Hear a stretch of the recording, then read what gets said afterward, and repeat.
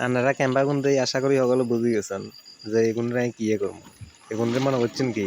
Run দেখে এলাম কেন ক্যাম্পা গুনতে যদি এটা মনে করি থাকেন তাহলে ঠিক মনে করছেন এগুনরে রান দিয়ে গেলাম তো আজ যে আবার চলে আইছি ক্যাম্বার রেসিপিতে শুরু করি আজকে ক্যাম্বার একটা অসাধারণ রেসিপি দেখা যাক কি হয় তো হরান বাসাইদার দাই লাভ নাই অন কাড়ে গুড়ি একদম প্রেস করে এলাম বেশি কদ্দুর করে যাবি তো ক্যাম্পাগুলোরে কাড়ে গুড়ি সুন্দর করে দুইটাই লই চলি আইছি দেন একদম সুন্দর করে খসখসাই একদম প্রেস মানে প্রেস আর কোনো কথাই তো নেই এটার আর কোনো প্রেস নেই এবার ক্যাম্পাগুন রেন্ডেলাই ইয়েনে লইছি বরগটি কাটি লইছি আলু লইলাম এরপর দিয়ে পিঁয়াজ কাটি লইছি একটু আদা কুচি লইছি দুটো রসুন কুচি লইছি আর দুটো কাঁচামরিচের মাঝখান দিয়ে হালিয়ে লইছি এটা দি আর কাঁকড়াটা যে দিয়ে একটা রান্ধা হইব সেই স্বাদ মানে কই লাভ হইতো না সেই স্বাদ হইব যায় তরকারি তো ক্যাম্বা গুনটা একটু হলদের গুঁড়া মারি লইলাম এরপরে একটু লবণ দিম হলুদ লবণ দি ভালো করে এখানে মাখি একদম গাছতে সুন্দর করে মাখি লাগাই দিতে হইব তো এখানে মাখতে মাখতে সুন্দর করে গাছতে একদম হলুদ আর লবণের বালা করে মাখিয়ে লিছি মাখি কড়াইয়ে বয়ে দিছি কড়াইয়ে বয়ে দিবে ওটা দিয়ে দিলাম কড়াইতে তেলটা গরম হইলে এবার ক্যাম্বাগানরে একদম ভালো করে কষাই লাল লাল করে কষাইলাম যে দেখবেন কষাইতে কষাইতে এখানে ধোঁয়া বার করিলাম এখানে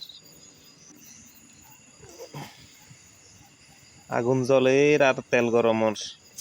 একখান দিয়ে চাই তেল কি পরিমাণ গরম হয়েছে পুরাই গরম হয়ে গেছে তেল দিয়ে দিলাম সব ক্যাম্বাগানরে তেলের ভিতরে এবার এখানতে কষাই এবার লাল লাল করিয়ে এবার পালা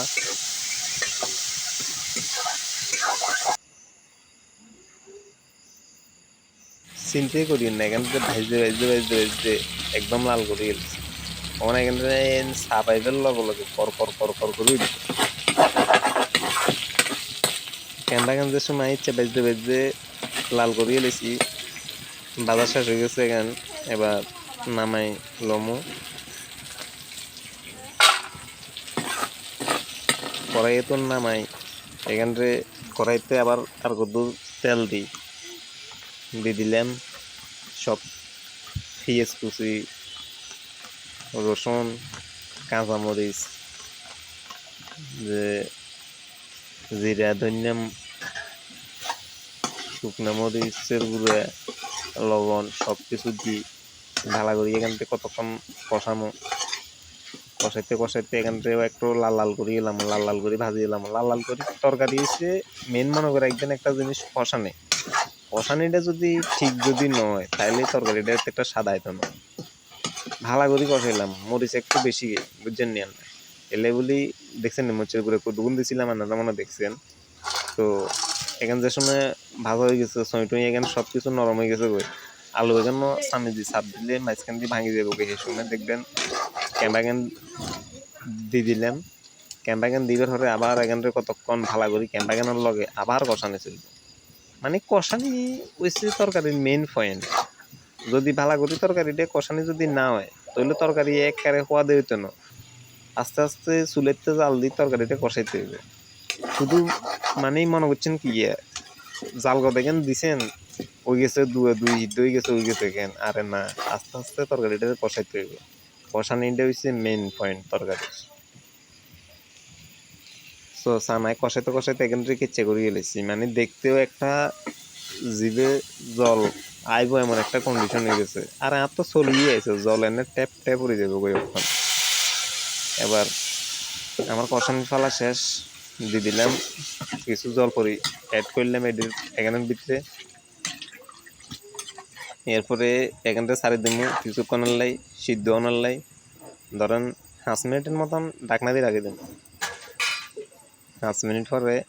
আবার দেখা যাক কি হয়েছে দেখেন আমার তরকারিটার কালারটা দেখেন মানে দেখতে লাগে যে শেষা দেব কিন্তু অন তো কম জান না সান মানে স্বাদ হইব যে একেবারে শিওর মানে কোনো এটা মিসে নাই, স্বাদ হইতো না এমন কোনো কথাই হইতো না, যে স্বাদ হইবই। তো আরো 5 মিনিটের মতো হয়ে গেছে, প্রায় ধরেন না জল দিছি যে 10 মিনিটের মতন হয়ে গেছে। এবার আস্তে আস্তে নামাইলে পালা, নামাইলাম, হয়ে গেছে তরকারি আমার রান্না কমপ্লিট। দেখেন বাড়িতে ডালি লইছে, মানে তরকারিটা খুব সুন্দর, কালারটা কিন্তু খুব সুন্দর হয়েছে। আশা করি খাইতেও স্বাদ হইব। স্বাদ হইতো না এটা কোনো কথাই হইতো না, স্বাদ হইব, কিনলে স্বাদ হইতো না, দেখতেই তো স্বাদ হয়ে গেছে কই, আর খাইতে স্বাদ হইতো না কেন? তো এর দূরতে ভিডিও শেষ করে দিলাম। আবার পরে আরেকটা ভিডিও লো চলি আমু আনগো কাছে। তো সবাই ভিডিওটা ভালো লাগলে একটা লাইক করিয়েন, কমেন্ট করে জানাই।